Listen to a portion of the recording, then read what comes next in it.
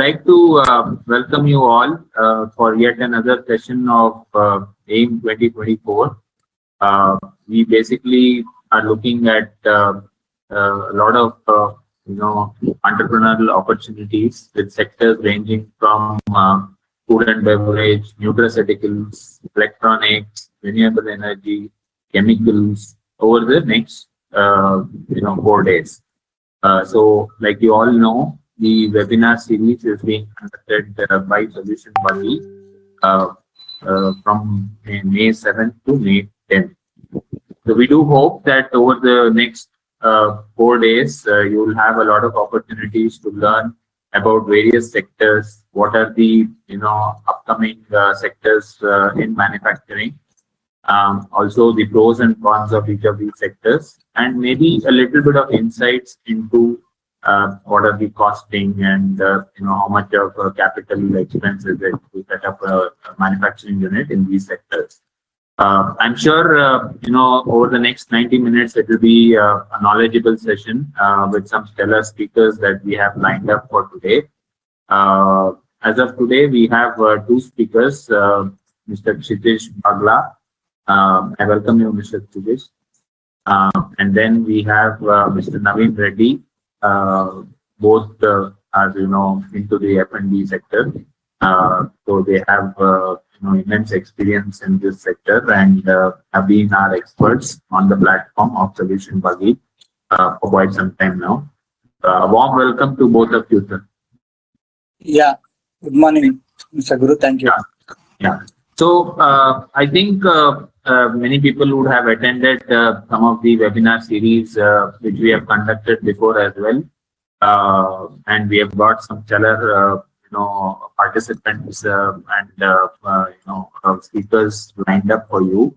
The overall structure is something that you have the experts their presentations, and then you open up for questions. If any questions, I request you to put it up in the Q&A or the chat. That's right.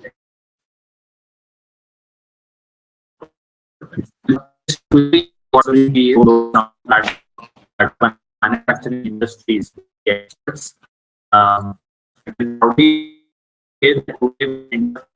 Sector than other. For the last 6 years, we have done more than 3,500 across Asia, as well as Middle East.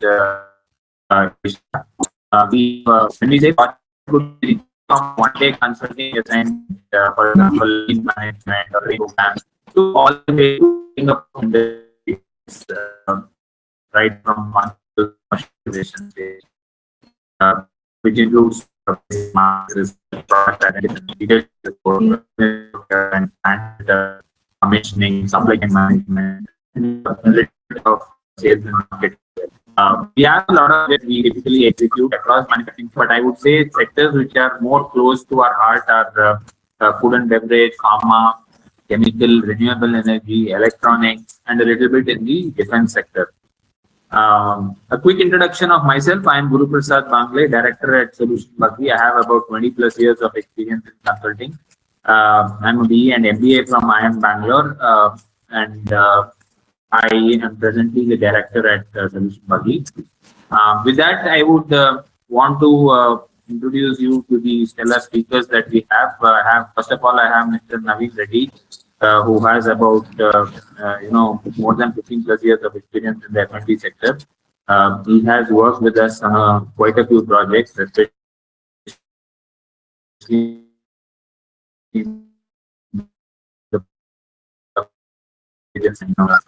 are you able to hear me?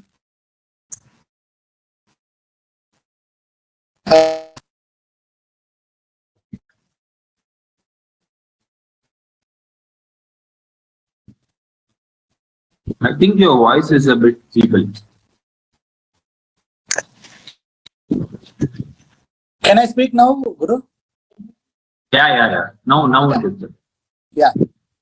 Yeah, good So morning. we will have my team present the presentation. So you can ask them to move it to the next slide. Yeah. I'll Okay. just pull out your presentation. Meanwhile, I also have Mr. 𝐬𝐧𝐧𝐵, again another expert whom we have been working with for quite some time now, especially in the nutraceutical sector. Welcome you, Mr. 𝐬𝐧𝐧𝐵. Thank you so much. Pull up the presentation.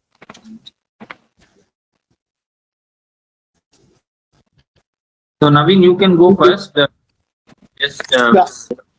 good morning. Thank you, Mr. Guruprasad.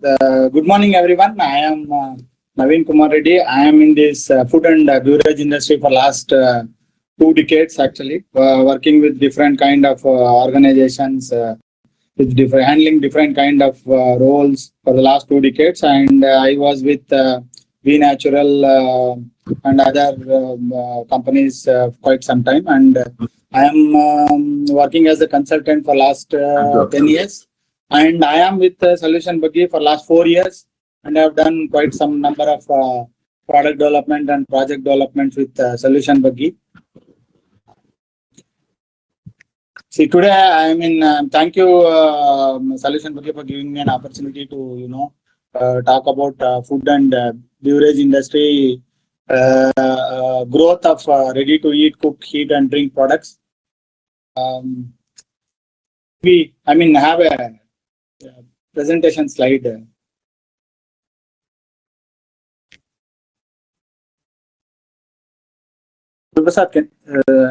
Rajgopal, can you present the slide?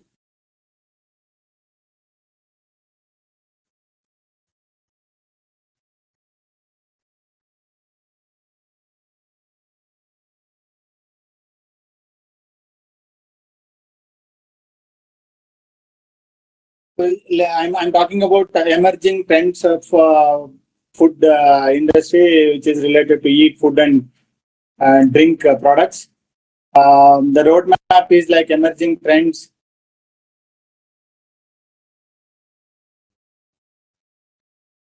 Both of ready to eat. Okay, next slide, please. Yeah, not this.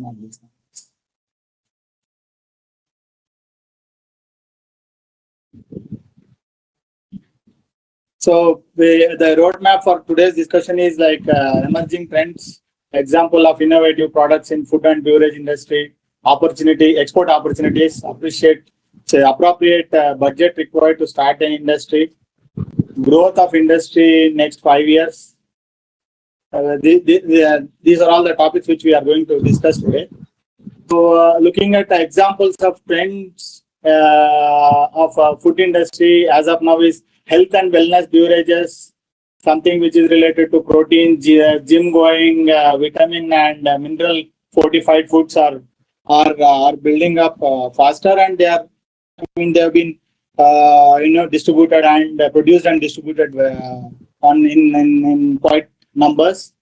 And general application products, something like energy drinks, prebiotic, probiotic, and health supplements. And in this category, we all know like something like beverages like Red Bull, energy drink category, and prebiotic, probiotic products, which is related to gut health and health supplement based products are doing well.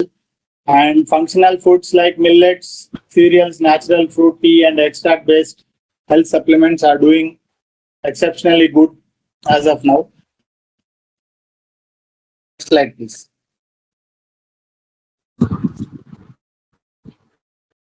If you look at Indian food and beverage market, if you divide India into north, east, west, and south, so from 2000, it has been, the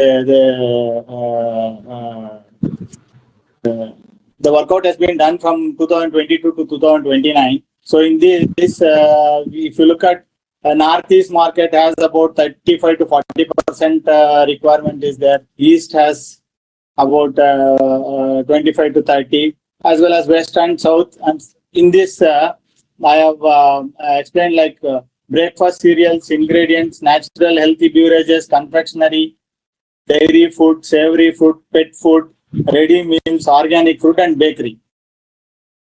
So in this, say, from 2022 to 2029, the growth of these kind of products, this segment of products are high, and companies like Nestle, PepsiCo, Haldiram's, all these companies are, are growing, in this segment basically. And what I mean to say is that there is a lot of scope for products wherein you can, still work, since all these giants have created some market, and it is easy for newcomers to come in and pitch in their products and sell their products in the market. Next slide is Rajgopal. Yeah. See, few of the categories of food which are trending today, something like green food, fortified foods. These are all the criteria, or you can say the list of trends which are normally being followed to develop a product or to market the product. See, some of them are green food, fortified foods, active packaging, intelligent packaging, smart labeling, natural healthy foods. See, green food is something like which is related to natural extracts of green, something like moringa, and which has nutrition values, protein content, green kiwi fruit. In terms of leafy vegetables, there are a lot of spinach is there, broccoli is there. All these kinds of products fall under green food. In fortified foods, there are a lot of fortified foods based products are trending today, which something like added vitamins and minerals into foods, basically into powder based and liquid based products is also trending today. And active packaging. In terms of active packaging, it is what kind of packaging you are opting for doing, protecting your product from that of shelf life. Like you can add antioxidants, or you can go for modified atmospheric packaging by flushing with nitrogen, or by adding, by flushing with carbon dioxide, or you can add little preservatives, or you can add little, antimicrobial agents. This is something which is people are, now trending is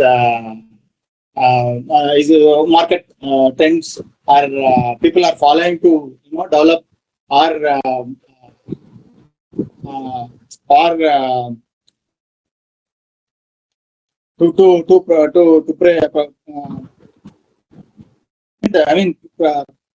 prevent the product from spoilage. And see, next is intelligent packaging. Intelligent packaging types of intelligent packaging, something which is related to your kind of product which you would like to process. You can decide on the type of packaging which you would like to opt for your product. Something like bottle, pouch. There are different types of bottles are available, multi-layered, single-layered. So based on your requirement, you can opt for different kind of packaging. So then something people are looking at smart labeling. Smart labeling is something like how best you are presenting your product in terms of design, say in terms of appearance of the product, in terms of in terms of the shelf, how does the product look like? These are all the trends which are being followed today. And organic foods are something which are picking up well. And as of now, India is the largest organic mango pulp exporter as of now, for last 2 years, 3 years now. Thing like that, you can look at organic foods which are being processed and packed organically. And green bakeries again, green bakery is something like bakery products which doesn't have gluten, which are gluten free.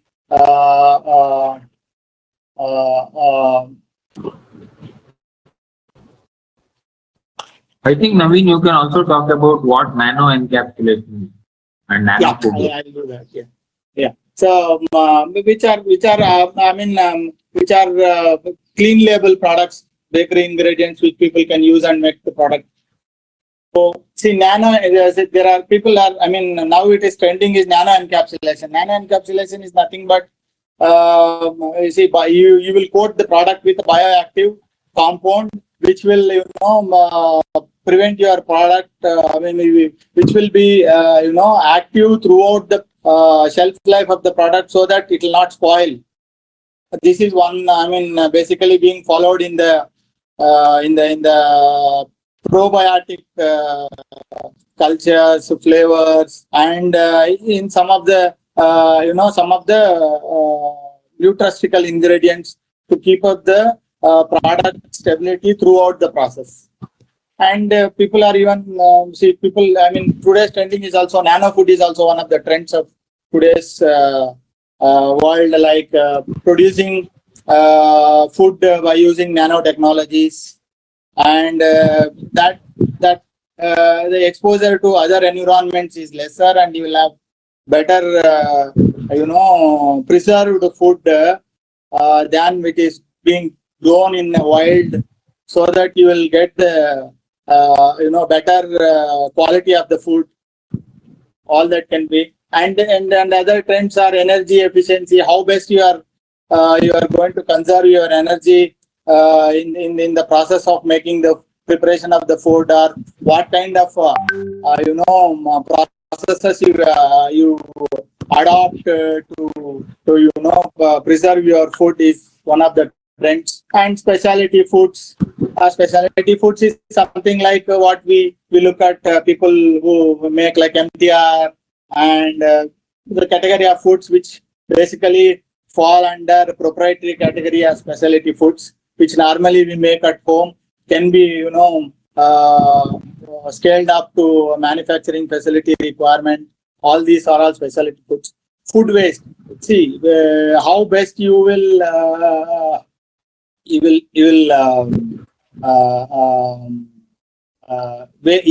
how best you segregate and use this food waste into further activities. Something like you have a waste of which is coming out of processing of a green vegetable based products. How well you can convert that into a manure or any other specialty food, like you can dehydrate those and then make a powder form and then sell those kind of products in the market.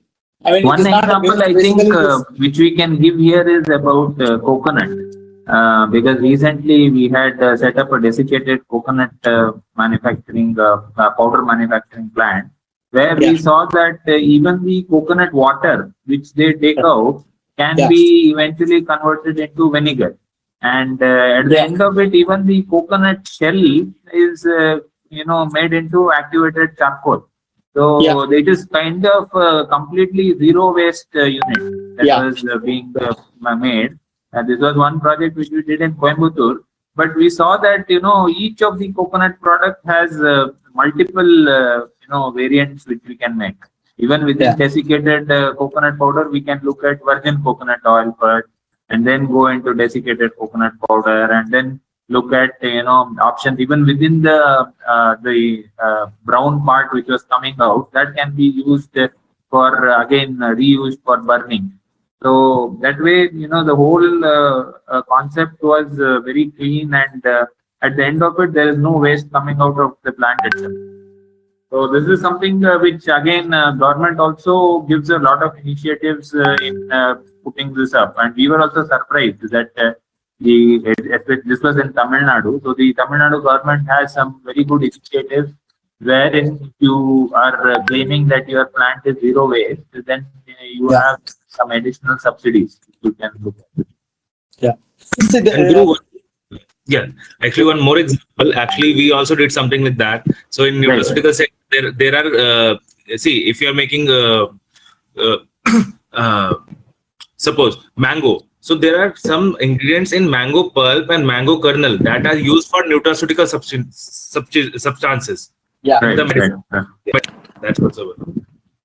Right. So again, Kshitij, we were looking at one aspect where we were trying to get pectin out of the Citrus-based fruits. the skin of banana. So what we generally throw it away, the banana skin. So there is a company which is trying to get pectin out of it, which is typically made from the orange skin, or say skin which is having more pectin content. But some company in Kerala was trying to remove the pectin from banana peels. So that is also something very innovative. Thank you, Mr. Gurprasad. See, there are a lot of food which we are actually being wasted, or you can identify, like one such is the coconut, mango. There are most of the food which we use for manufacturing process. There will be a lot of waste coming out. So in that there are a lot of say for example in the brewing industry, if you look at after producing beer, there is a lot of spent waste. This spent waste has converted only sugars into alcohol, but there is a lot of protein which is left over there, which can be converted into protein, and then the proteins can be used into many food ingredients, like you can use in manufacturing, bakery, and other products further. There are a lot of concepts like, see, every natural food we procure, you can conceptualize it into until it is being used to the maximum extent.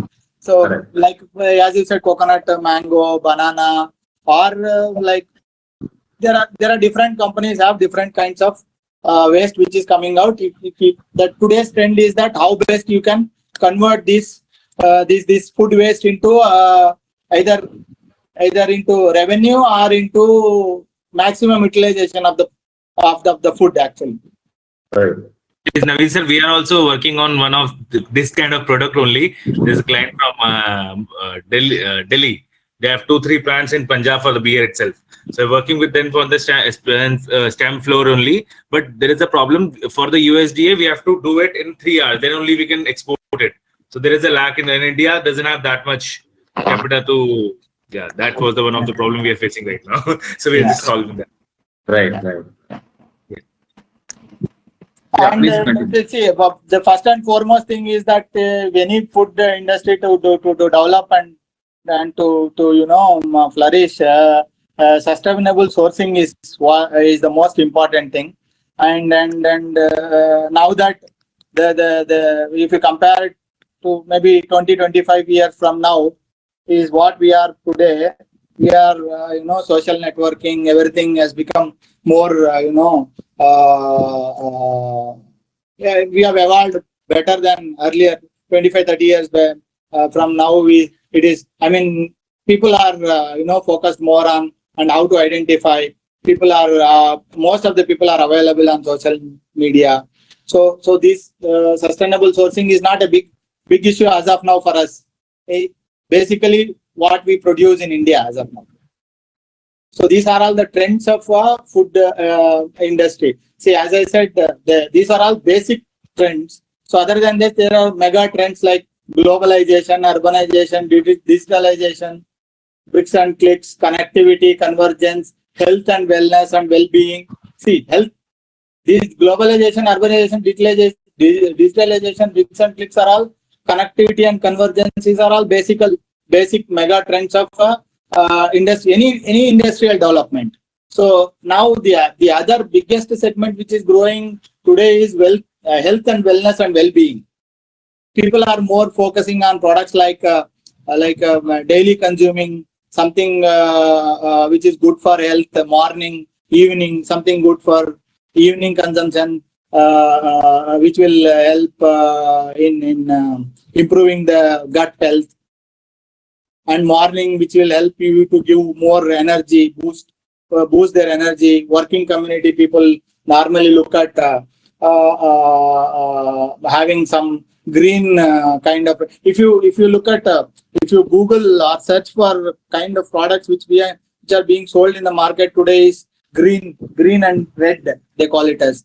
See, green is something which people have it in the morning, something like cucumber extract. Like normally this is becoming normal in the daily practice. Like if you go for a walk, you will see people selling different kind of green juices mixed in into one glass of 200 ml and being sold for $100, $150. Some people sell it at 75 rupees to 100 rupees. See, these are all the concepts which are being some of the examples of health and wellness being well-being products. Other than this, as I told you earlier, something which is related to protein intakes. People have become more conscious about how much they should take intake of protein, vitamins and minerals. Unlike earlier, people have stopped eating healthy food. They have gone into urbanization, globalization, and these things. One way have put people into easy way of consuming foods. So in this concept, health and wellness products becoming popular nowadays.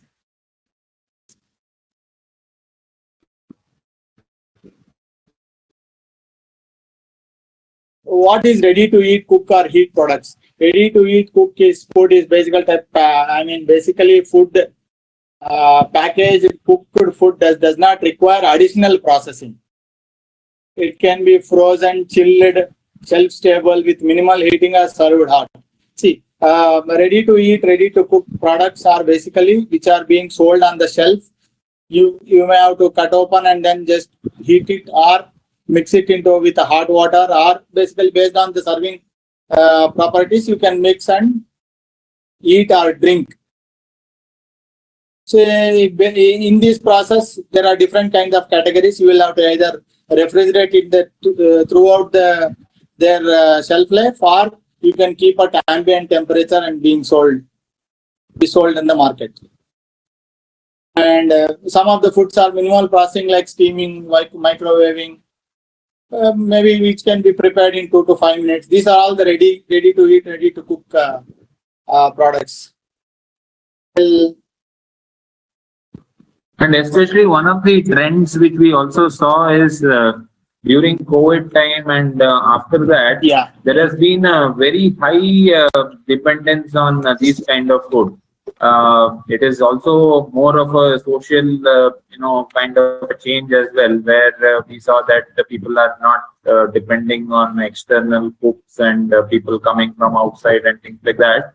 So what generally has happened is there has been a phenomenal growth in this sector, and what was previously, put aside as something which people used to just pick it up when they used to go abroad for when bachelors are going abroad and things like that. That kind of category has now moved into more like daily consumption kind of category.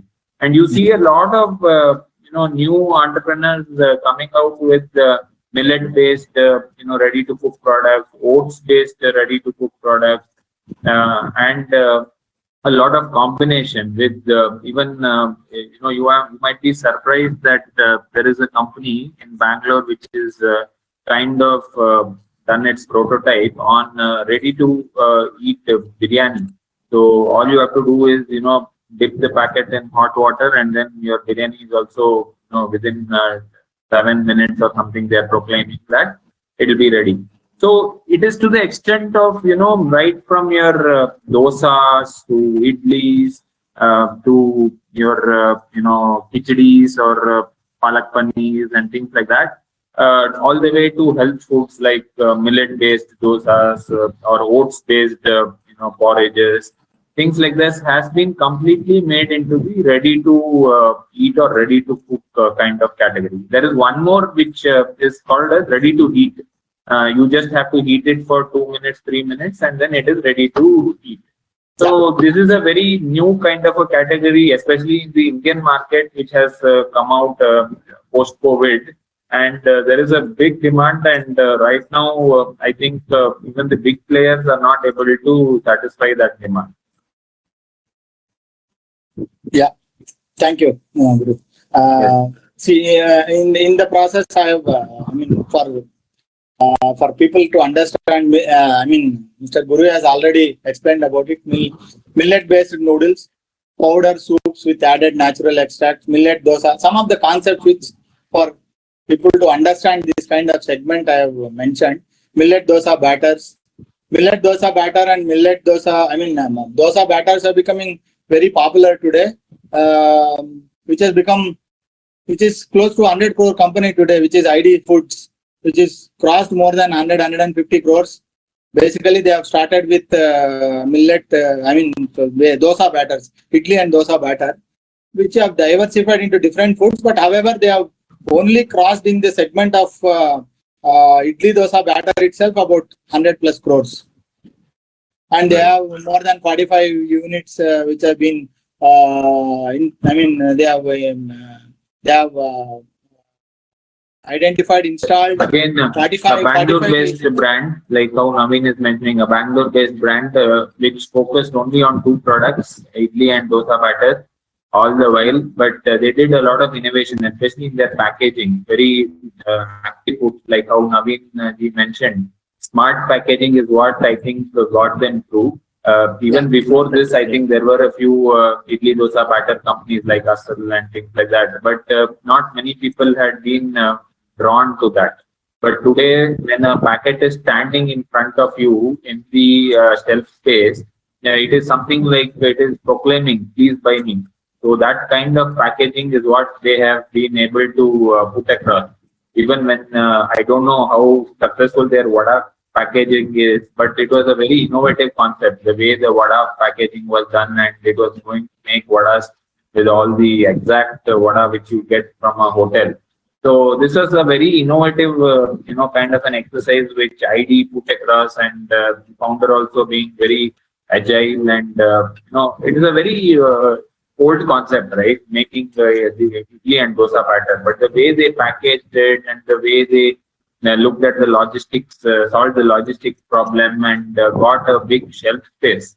Today, what is happening is making a food brand is not very difficult, but getting the right kind of shelf space is very difficult, because you are competing with somebody like Tata, ITC, and HUL kind of companies who have big arm twisting, and they basically own a lot of these stores also. So when you are going to their store and asking for shelf space, you have to be having an innovative product, not just your product, this one, but also your packaging and the way you are going to present it. The entire storyline has to be something different, which can, make them believe that, oh yeah, this is a product on my shelf space. So this is also something which we see a lot, where a lot of entrepreneurs come to us saying that, I have a budget, I have a land, set me up a factory. Then we need to understand, what exactly are we going to do? Is it a B2C product? Then in that case, what kind of distributorship you have? What kind of super stockists are available in your area? Do you have good access to them? Who are the competitors who are there? So all these plays a major role. In fact, you would see very, even in this last Shark Tank also, a lot of companies in this food and beverage sector which got funded. If you see, the story is what sells a lot. So you might be making the best millet dosa batter, but if you are not able to put across in the marketing definition your story, saying that why this needs to be on your food plate, then it is going to be you're not going to get good eyeballs. So unless you are going to be one of the manufacturer like a white label product or a contract manufacturing B2B kind of a product, food and beverage, like however lucrative it kind of seems, is going to be, really going to be a burner. So yeah, Navinji, please go ahead. Yeah, thank you. As Mr. Guruprasad said already, there are some of the brands which are already available in the market, which falls under this category, are ready-to-eat meals. And you don't have to cook, just open the this thing, just open and eat it. And then ready to cook. This is millet dosa batter. We were discussing about ID Fresh is basically just idli dosa batter. People have come up with millet dosa batters also. Other than this, ready to drink, which is you can just 1 ml of a product, which will give you 25% of your daily requirement of your vitamins will come into your bottle of 1 liter drink actually. Mr. Guru, this is being developed by us quite some time now. Very nice, very nice. This is ready to do. Like you might have already known, there are products which are there on similar lines in the Western world, but the adoption which is happening in Indian segment is very fast. You might have known, you were trying also to develop a similar product like Pocari Sweat in our this one itself. So people are opening up to such kind of multivitamin kind of drinks, and also one of the other sector which is getting a lot of attention is in mixtures, like typically in the cocktails or mocktails, a lot of mixtures are being added. So this is a big segment which is coming up, and there are new kind of drinks like seltzers, so both alcoholic and non-alcoholic. So these are also a lot of demand in this sector. Since you said about non-alcoholic beverages, recently we have developed in SolutionBuggy only, we have developed something like Bacardi Breezer without sugar actually. Right. Yeah, which is being already launched and doing well in the market. So yeah, these are all the concept which falls under category which we are discussing now. So right, Naveen, I think we'll have to do a little bit fast, because then I won't be able to give much time to Okay. I'll do it. I'll help you. Yeah, thank you. See, the basic requirements of for exports is like registering your food business, regulatory and statutory requirement. Your organization should have a basic food product quality testing like ISO, HS, certifications like ISO, HACCP, FSSC, BRC, and you will have to also check with the country specific requirements. Some country has a different kind of requirements. You'll have to choose. And then next thing is that choose a product based on market demand and regulations. So standardize the packaging. We have discussed more about packaging.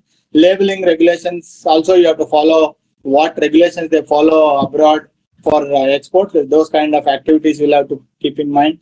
For specific food, obtain approval for Export Inspection Council. If you are specifically selling some product export, you will have to get approval from EIC. You will have to go through a complete custom formalities, and you will have to comply with meeting the phytosanitary requirements of the product.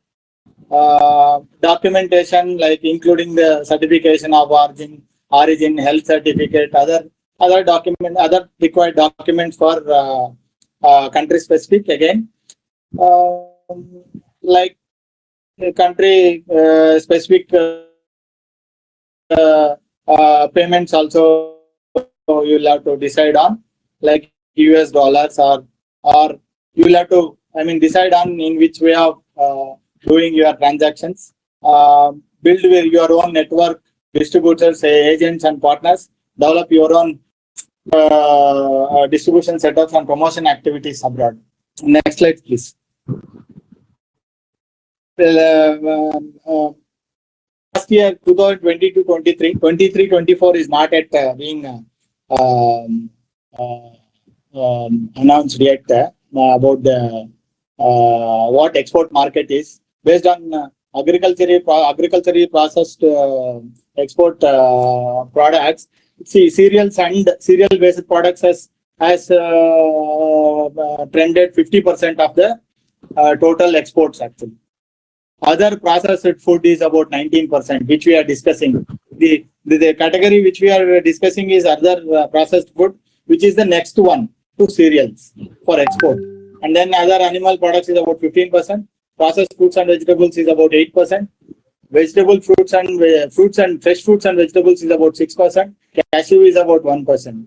So if you look at overall for the market, you will have about 19% of sharehold for exporting any product which is either agriculturally produced or produced within India.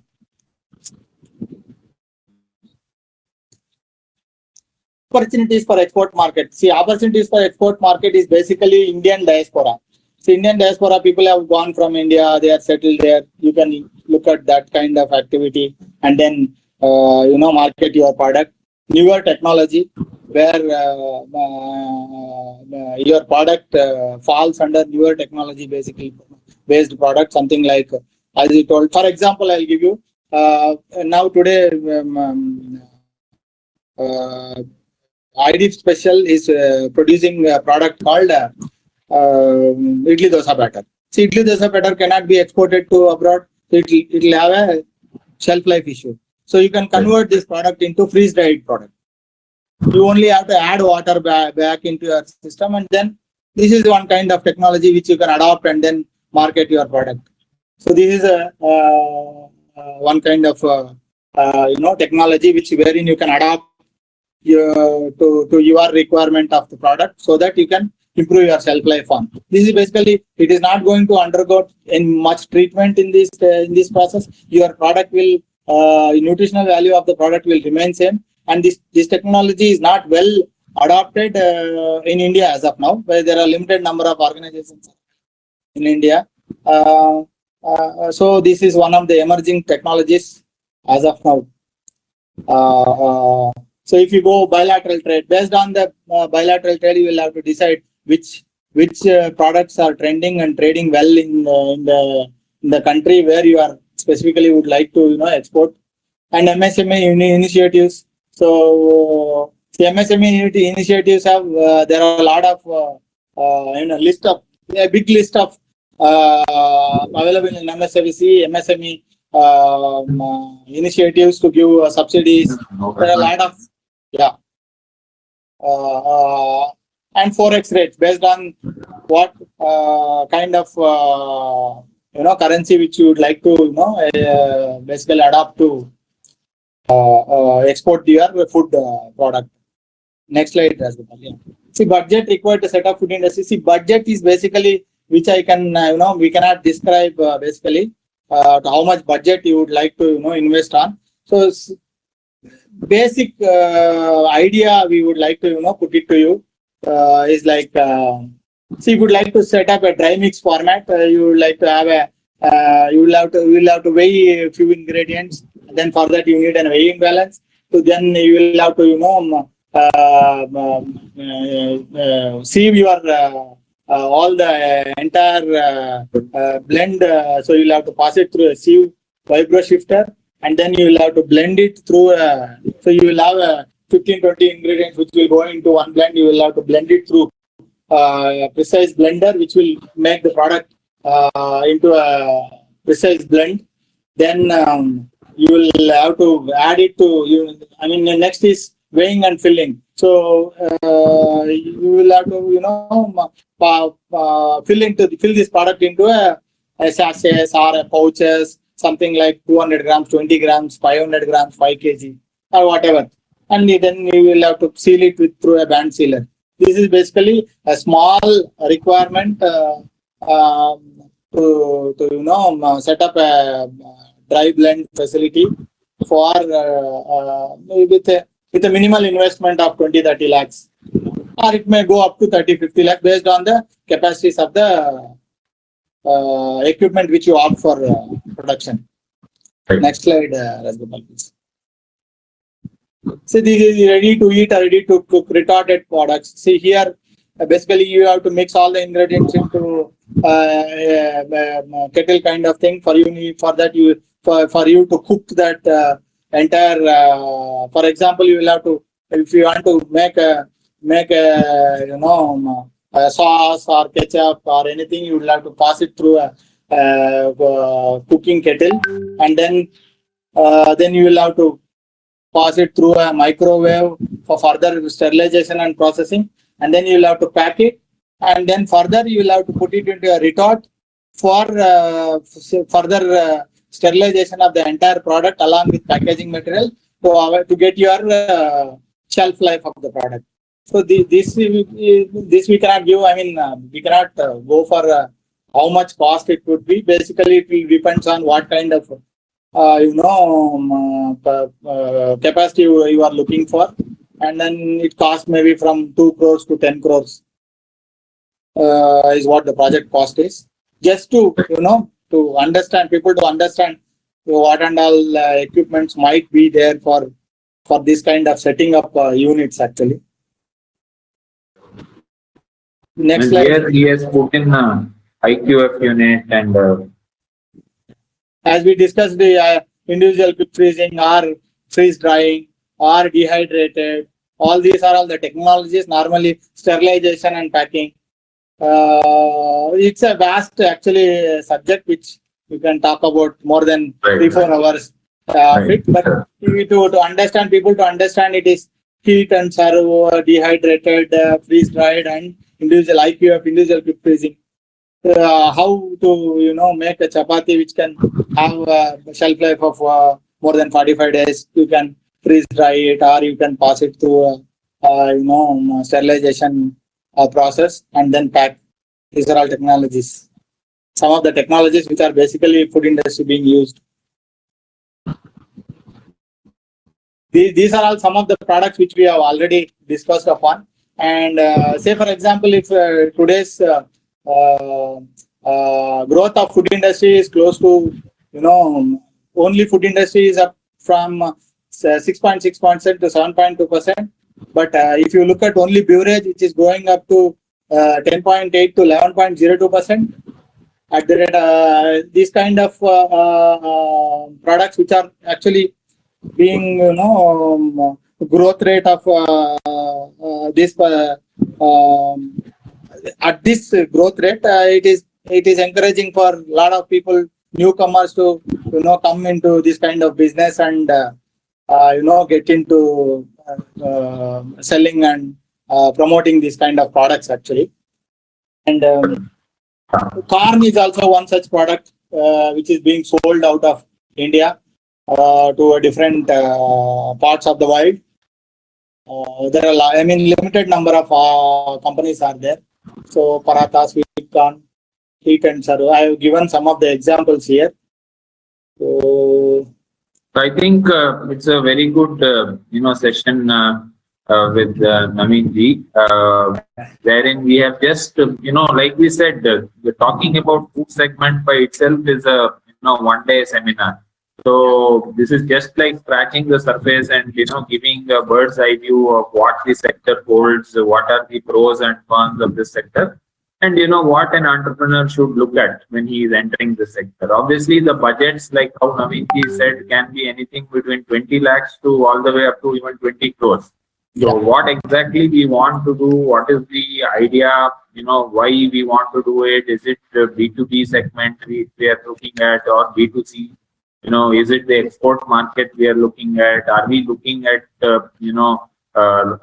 entire processing, or are we doing, only one part of the processing and then selling it to another company? So, host of questions and answers that have to be answered before even, looking at budgets in the first place. So, I think it's a very kind of an eye-opener session. Thank you, Naveen-ji, for spending your time. I would call upon our next speaker, Mr. Kshitij Bagla. Meanwhile, Thank you. Naveen please be on the session. We might have questions for you, which I'll take it up at the end of the session. Sure. Kshitij ji, your presentation will be put across. First of all, thank you so much, Guru Sirs and SolutionBuggy, to give me this opportunity to present here and explain my experiences and my knowledge, share my knowledge with you.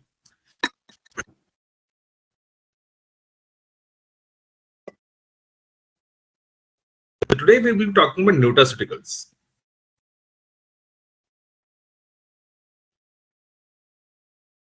Presentation comes in, so that will be very easy to.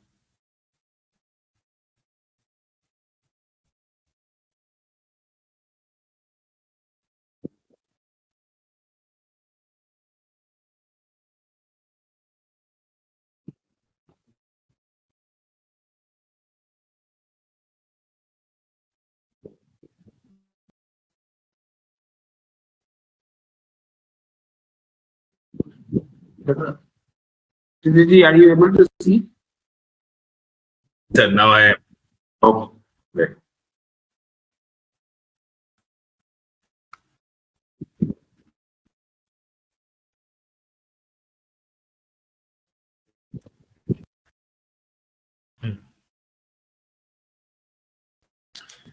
So, first of all, let's understand what is nutraceuticals. So, type of substances. You can shift to next slide. Yeah. So, nutraceuticals are the food substances that are used to maintain the health or prevent any illness. Like right now, things are, someone has chronic disease. So, chronic disease doesn't have any cure to it. So, with the help of nutraceuticals, we can prevent the other consequences. So just like for example, just like in diabetes, so there are different, you can lose your eye vision, the eye vision can reduce, there are many nerve problems. So with the help of nutraceuticals, we can prevent those illnesses which can or which may arrive. So nutraceutical was a word coined by in 1989, coined by an American doctor, Stephen. So that he was the one who coined the word nutraceuticals. Please shift the slide to next slide. So let's talk about the market size and trends. So it is $6 billion market in India right now. So and projected to 11.39 annual growth. Right. So this is growing. Why it is growing? So because of the COVID. So COVID was the reason to grow the nutraceutical market. So people have learned to consume the nutraceuticals, just like immunity boosters were hype in the market. At that time, people like the immunity teas, immunity, and some of the people launched the product with unnecessary claims also. So that was the thing because of not proper guidance. So I think we should not talk about some of the sorry. Right, so, but whatever. Yeah, like you said. Yeah. People launch products left, right, center. Exactly. So launching with the proper guidance is very important to enter the market correctly and not enter the legal compliance. Like that was my purpose to say that. So the health promoting diets in the COVID, people have learned many things, like how to be healthy, how to take their diets, how to. So this was the reason, the major reason to growth in the nutraceutical sector. So, and we are growing as people are educated now, people have internet access. Thank you to Geo for that. So now there is a switch in the people that people are now in India also, they are very conscious about their health. And now people are consuming ashwagandha, that also comes under nutraceutical if you talk about. So any natural substance or a food which is preventing which are basically where if we are using is as a therapeutic treatment. So it is we mentioned as a nutraceutical product, but the dosage should be regular. And if it's not, if you take 1 day of 1 dose of ashwagandha, that's gonna help you. So that's why it is called nutraceuticals. We have to take a food like a medicine. So can you just shift to next slide? Now we will be talking about some delivery systems to the people who are unaware of the nutraceutical market. So what are the segments are there in the nutraceutical? First, all the people know oral supplements, which covers capsules, tablets, soft gel capsules, which are fish oil, which are very common, and powders, like powder can be collagen is there. Many fiber supplements are in the market right now. Vitamin C supplements are there. Like people, electrolytes is one of the example. And liquids are there, like shots, vitamin D shots are there. So that is something which are oral supplement, which has the highest acceptability in the market. Now, functional food. In India, the government have initiated that you have to take a fortified cereals in that ration, what you say, like the government supplies what are coming in. So there are fortified kernel, rice kernels that are coming, that is fortified. This example is also presented on the slide. And attas are also coming fortified now. And many other things, cereals are also in the process. So to see, there is a malnutrition going on in the lower segment because they can't afford the nutraceutical practices. So government have initiated, they are putting the nutraceuticals in the food itself. So that is called as functional food. So in yogurts also, right now you say probiotic lassi, probiotic curd is there. Probiotics is all on the hype. So that's also one of the example of delivery system for nutraceuticals.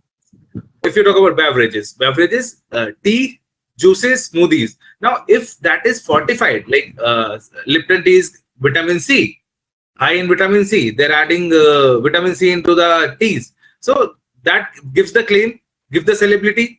In juices also, if you see real juice, that they are claiming vitamin C, added vitamin C. So that they are giving the additional factor that is increasing the pH because that is ascorbic acid, as well as it is giving the claim also. In energy drinks, again, caffeine is there, taurine is there, vitamins are there. If you see the B is there, water soluble vitamins and very high in energy drinks. For example, vitamin water is there on the right side. So that is an example of nutraceutical. If you use any kind of vitamin, so that is nutraceutical, just for the layman example. Now, tropical applications. If you see, there are very hype in the serums now. For example, minimalist is there. Let's just giving example. The vitamin E, they just pour on the face. That is also example of nutraceutical. That is tropical for the skin health, pain reliefs, and other things. Can you please shift the slide?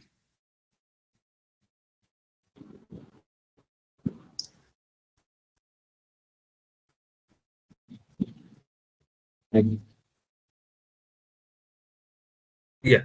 So now we come to the nanotechnology. So nanotechnology is something in nutraceuticals, like if you take the nutraceutical on the tongue, so that's going to dissolve over there only. But we don't want that thing to be dissolved here or something. We want a better availability. If you are mixing something in food, if there is a bakery, like there is coming bakery, like breads are fortified with nutraceuticals. If you bake it, that nutraceutical it's not gonna stay while the temperature is very high on the baking. So what happens? We're using encapsulating agents with the help of we are encapsulating it. That cover that gonna provide the stability. So that's the thing. So it will be released when it goes to the gut. Where the bioavailability, the target delivery has to be specified. So, and for every nutraceutical, is a research-based thing where it have the highest bioavailability. Means the absorption of that particular nutraceutical substance. Now, but sublingual delivery is you must have seen in nutraceuticals. You just take the tablet and put it in the mouth. That is called MD. Like if you see a tablet, the vomiting tablets are very common in that. So that's something of a nutraceutical part only. But now it is used in nutraceutical itself. It is a pharmaceutical part. Sorry to. So if you put the drug on your tongue, put the tablet, so it's gonna dissolve and it's gonna mix in your tongue itself. So it's gonna absorb through your muscles of the tongue. So that's one thing. Now spray or mist are also coming in the market right now. Now sprays are missed. You can spray the vitamin spray and you're okay to just like a mint spray. So that's also in the market. That's new in the market right now. Now inhalable formulations are there. You can just inhale it. But right now it's not available in India. It will available in abroad. So that is also one thing. Now personalized delivery is something like that's going on the market. Maybe most of the people have heard of it. Do the DNA test, see the reports, then take the drug. That is a drug is already there, but with the genome and all that stuff. So that is a delivery system which is used right now. Is something. Can you please shift the slide, please? Yeah. So now let's talk about some regulations. So now we have learned about what are the possibilities we can manufacture or we can go forward with it. Now we have learned that what is nutraceutical, what is the market is growing. Now we're talking about what are the regulatory compliances we need to do and what are the insights, right? So first of the product safety, quality, and the labeling is very important. As I said in the earlier, in the first thing, labeling is very important because that will give the confidence to the customer to buy that. And several government guidelines also there, not so complex. The regulation is already there. I have given the link also in the presentation. This is the Food Safety Authority of India who regulates the nutraceutical, and there is an act. Food safety standards, health supplements, nutraceuticals, food for special dietary use, food for special medical purposes, functional food, and novel food. Regulation 2016. So that is the act which is followed, which is a Bible for if you want to start a nutraceutical company. This you have to follow this. This is the act in everything is already prescribed. So it covers 8 categories of nutraceutical, namely health supplements, that's already mentioned. These are the 8 categories which developed, and it also covers the plants or the botanicals, foods containing probiotics, food containing prebiotics, and novel foods. So in in 2021 they have approved 21 or 28 probiotic. Now they've added 4 more. So it is amendment. FSI is admitting every single year they are adding more probiotics as per research is going on. So once the approvals are very fast now. So because companies are pushing the things, so probiotics are on the hype right now. Because of the gut issues which are going in the market right now, there are no the proper only antacids are present in the market. If you see the new pharmaceutical sector, there is no thing on the nutraceutical sector. That's now if we talk about the government initiatives for the growth, so regulatory framework is there, as I said earlier. So FSI is introducing the regulation and guidelines and adding many things. It benefits and give the confidence to both the customers. Suppose there is nothing available, no content is available in the market, so there is very difficult to rely on. So that's the one thing which are already done, and it gives the confidence to the customer also. It gives the confidence to the industry players also. Now promotion of traditional medicines. So right now research, first of all, before COVID, Ayurveda was Ayurveda. API was followed. There was no scientific results, no scientific validations. Right? It's written in the thousands years back books. We follow that only. But right now, they are verifying that. The researchers are working on that. They're verifying what is the efficiency of that drugs and why it is going on. Because the requirements at that time was different, but requirement here is different. But we can take the reference from there and modify it as per our requirement. Just we're doing that only since long, right? So as the Guru said, integrated for the integrated facility for the coconut. So we have seen the opportunity. In the previous, they used to throw it. So if we can see the opportunity, we're gonna capture that. Now research and development institutions are working on that. Government is giving funding to the institutions to add the instrumentation facilities, GRF. Now, if just giving an example, it's not from here. So now the UGC net qualification is important to do the PhD. From this year, it will be coming up. Now the government will be giving the stipend to every PhD who is right now, and it will be done in the private colleges and universities also. Now no one can do the PhD with net qualification. So just giving an example that what initiative government is giving on that sector itself, because if the person is not qualified to do the PhD, it is not net qualified. So how we can rely on that research? So that was my purpose to say that. Now startup support, like as everyone knows, like from the sector, maybe someone is doing from the different sector. So startup support is very on. It's very good right now. Nurturing incubation, nurturing setup. Guru sir is there. So SolutionBuggy is also startup. So and so people are helping. There is an ecosystem built now. So in previous sector, there were no ecosystem, there were no reach, there was no internet, so there was very difficult to find people, and government was not initiated. If you go to some bank, so you ask for a loan, so you have to give your property, and if you lose it, you lose everything. So there was a back foot on everyone's to start a business, but now it's not like that. So things are improving. Now, if it's a global market reach, exports, like as Naveen sir already talked about. Exports are also going. There are subsidies in some sectors, not in all the sectors. India is emerging as a high quality nutraceutical source because of the COVID itself. For the food, China is like people are on the back foot with the China. So that's also the one of the major like for the food. India is emerging player. Sorry to interrupt you, Sujit. Actually, India is also emerging as an extract manufacturer. Also, we have a lot of companies available in India which actually produces are like extracts manufacturer, which has a health beneficial or nutraceutical ingredients. We don't have to go to most of the ingredients are available today in India actually. In terms of nutraceutical ingredients, which goes into a product manufacturing.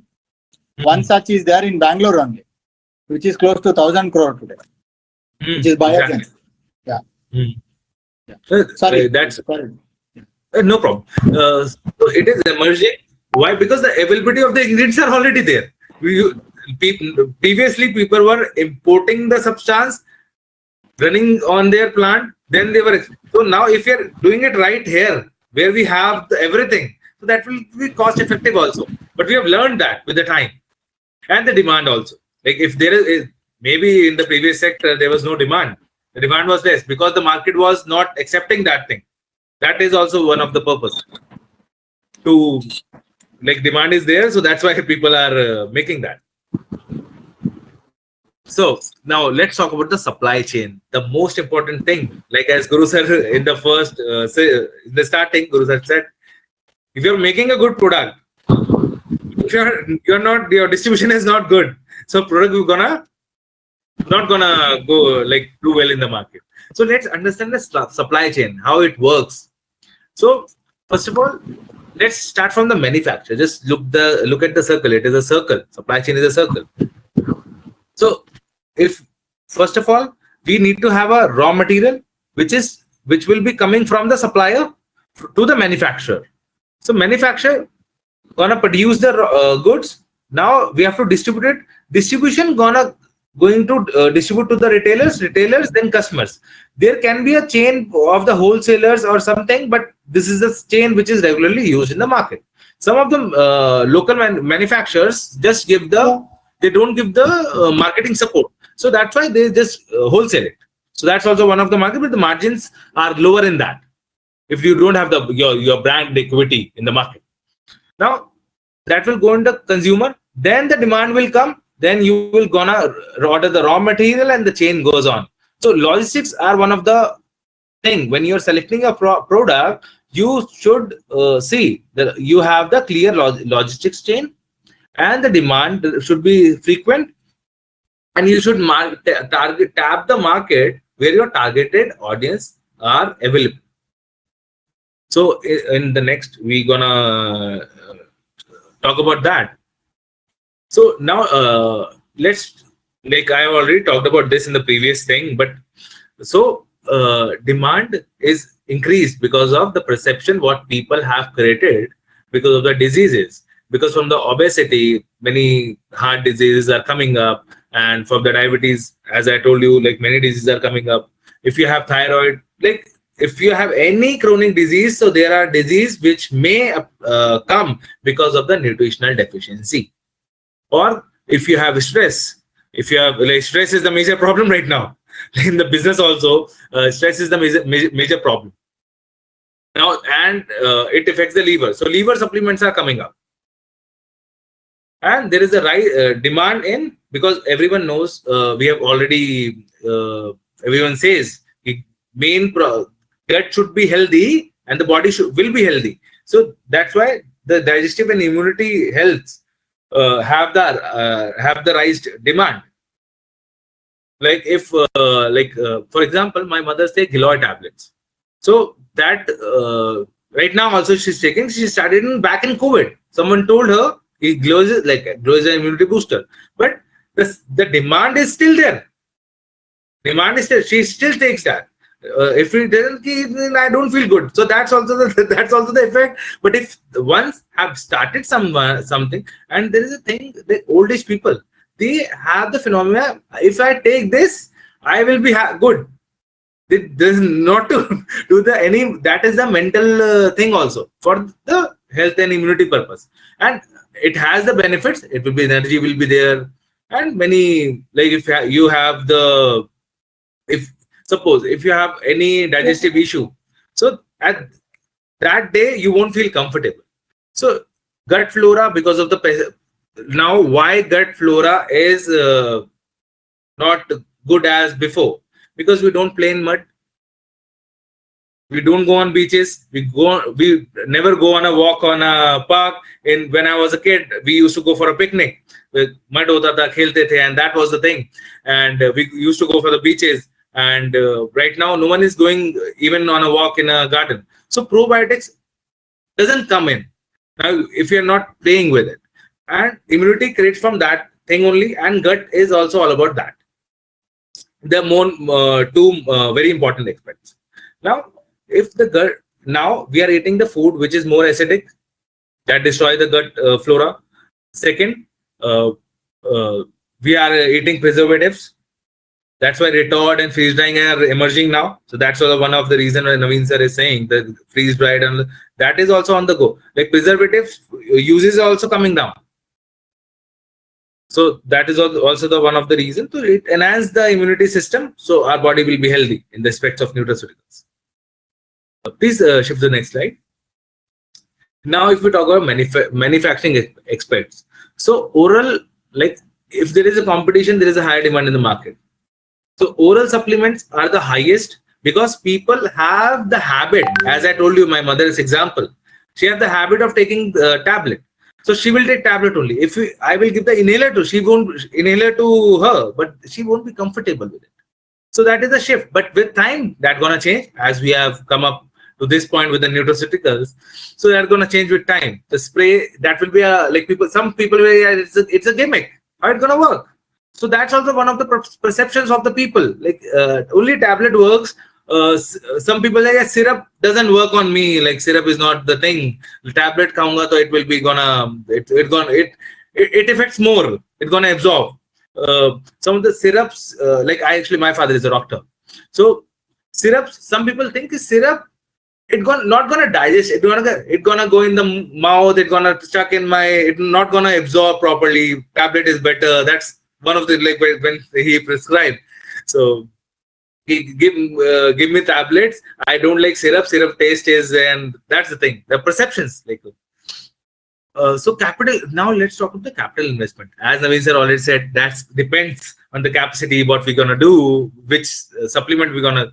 So if we want to start encapsulating unit, we can take the ingredient, as Naveen sir said. We are the biggest, emerging as the biggest extract manufacturer. So we can take the extract from different manufacturer. We can have the encapsulating unit. We can have the capsule premix unit, powder premix unit. We can have the tablet units. So that depends on the facility. If we want to start with a small facility, we can start with 10 lakh rupees itself. We can go up to 1 crore. We can go up to 10 crores also, but that is a minimum. When we need to start, we can start with this amount, 10 to 1 crore rupees. 1 crore is the minimum when you can start and scale 1 or 2 a range of product. With if you want to go for capsules, to go for capsules. You want to go for tablets, to tablet. If you want to enter into a small unit, the margins will be very low, but you can start. There is a concept people take a proof of concept. First of all, I will go with 10 lakh.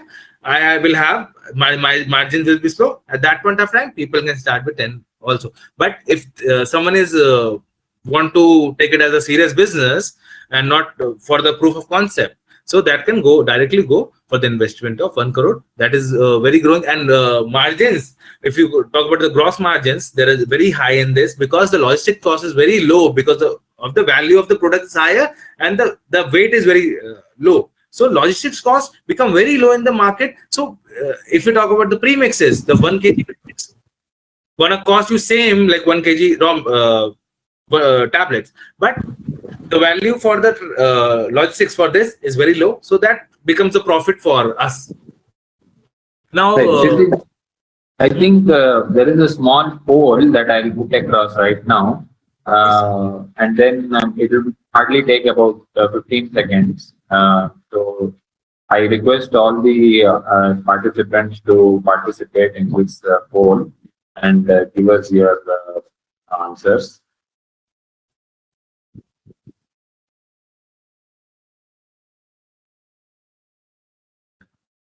You will see about a few questions that are put up on your screen. It will hardly take about 5 seconds to answer them.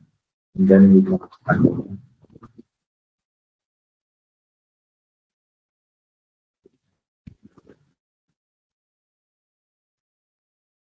I think it is about 6 questions.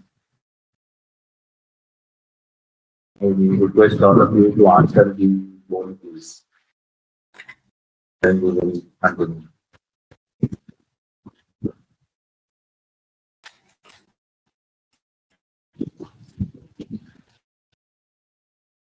Thank you for whoever has answered already. Whoever has not answered, kindly take a look at your screen.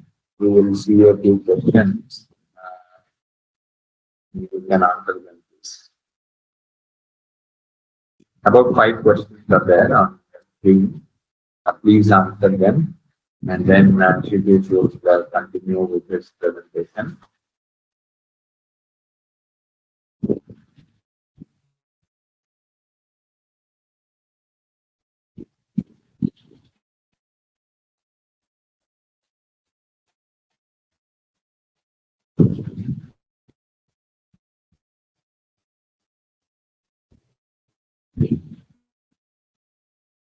Okay, Shiji, you can go ahead.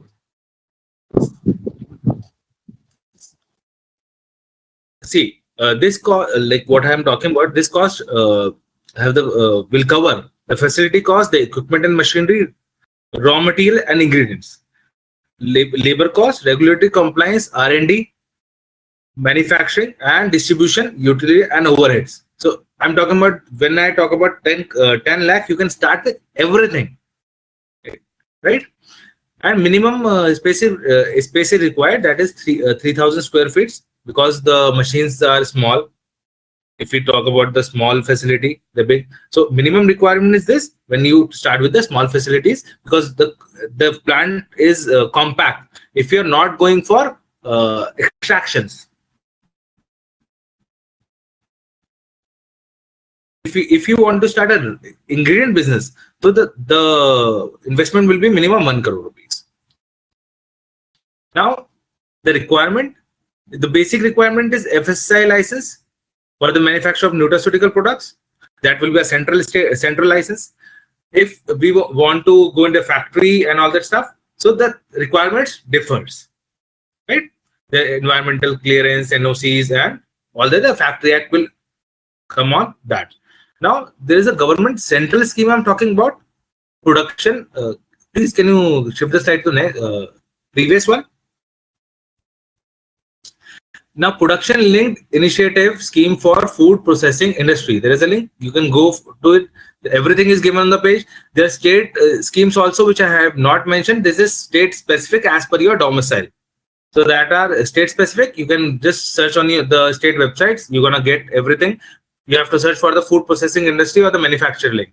Manufacturing, all the states and the central have the if you are establishing a manufacturing unit, so that has a subsidy of 15 to 35%. That is the and that depends on your category also. Like I'm talking about the journal and reserve categories. So the scale percentage. Please shift to the next slide. Now prawns. We're going to talk about the pros and cons. So pros are this: the market is growing. Diverse product range. If we launch with the new research and all that stuff, that's gonna go good. We have the traditional knowledge, so like other countries don't have that. We have the traditional knowledge. We have the export potential right now. So these are the pros of the industries. Can you please shift the slide to the next slide?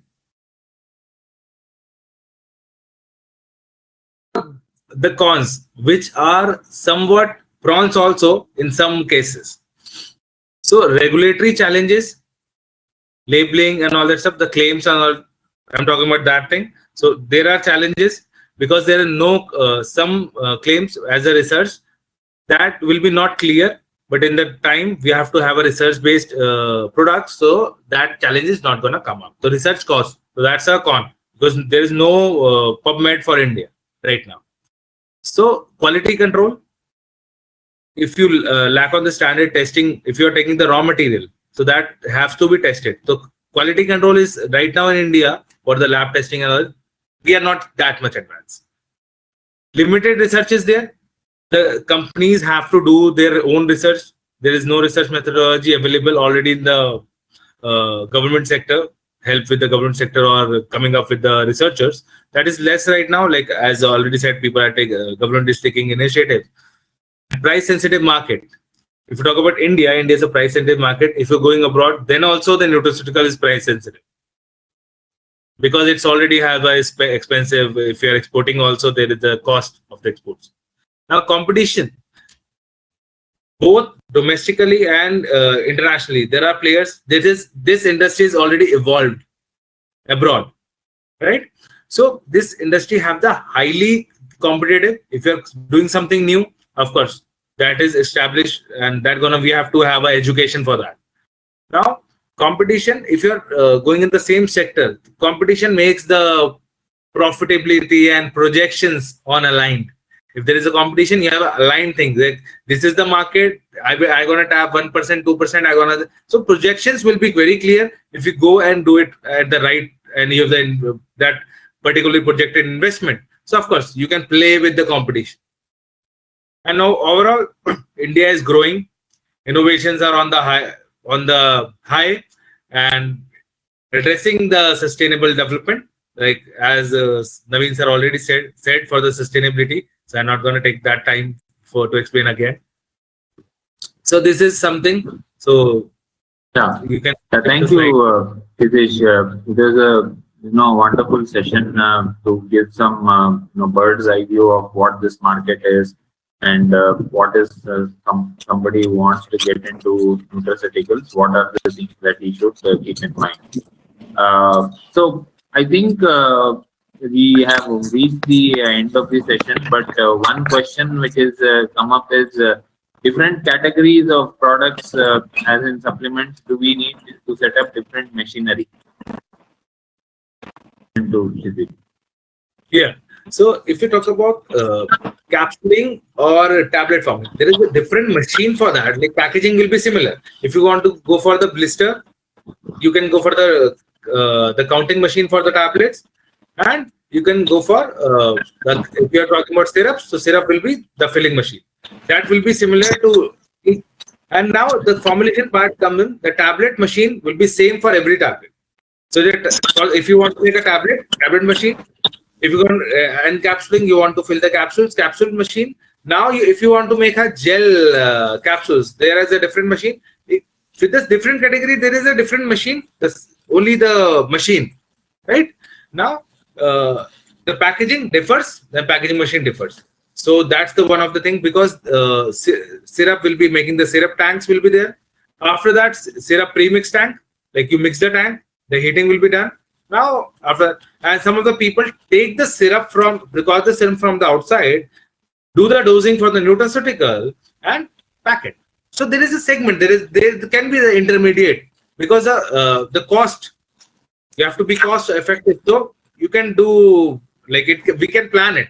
If you want to do tablets and you want to launch a syrup, but you don't have that much budget, you can take the intermediate syrup, that's gonna cost effective. Because India, as I said, India is a price sensitive market. You have to take care of the competition. So, one continuation to that, how do you prove clinical trials and efficacy of these nutraceutical products? See, nutraceutical product, as per the government, doesn't need any kind of efficacy or clinical trials. That's in pharmaceuticals, because we are not targeting any disease. We're targeting like vitamin A, that is used for eye health and all that stuff, skin health. Vitamin E is again eye health and everything, and vitamin K is for bone, vitamin D. That's a study is already available. The doses are already available.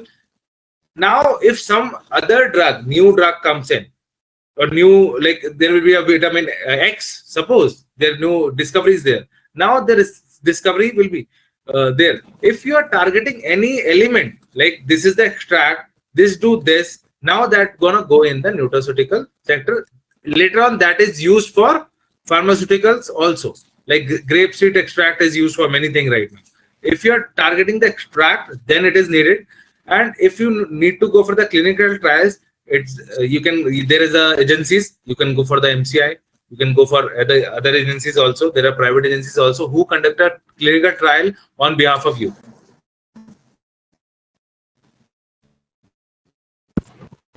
So perfect. I think we have a few questions which are coming up. I will definitely share it with both the participants, both the speakers. Naveen, I think one last question which we can take up probably is, what is the typical margins that food processing unit can look at? Sorry, what is that? What is the margin that a food processing industry can look at? Profit margin. Food processing, starting from 8 to 20% it is actually. If it is a mass market product, it is close to 8%. If it is which is having health beneficial products, it can go up to 30% actually. But it can consider 8 to 20% is what. So I think it's time for us to wrap up this session. Thank you for both the participants, Kshitij and Naveen. We definitely enjoyed sharing the knowledge with all the participants today. I'm sure this session would have raised a lot more questions, and whichever questions you have, please do share it with my team, who will be reaching out to you. Any specific projects that you want to take up, please do reach out to us as well, and we can definitely explore a lot more options across India, not just in Bangalore, or we are across India as well as in the Middle East as well as of today. Thank you once again for a patient hearing. We did start off with a little bit of a technical glitch. I'm sure my technical team will be addressing that. The presentations of both these sessions will be shared with all the participants. My team will be in touch with you. Any questions, do write back to us. Thank you, Naveen. Thank you, Kshitij. Thank you, Mr. Prasad. Thank you, Thank you. Thank you, one and all. Thank you.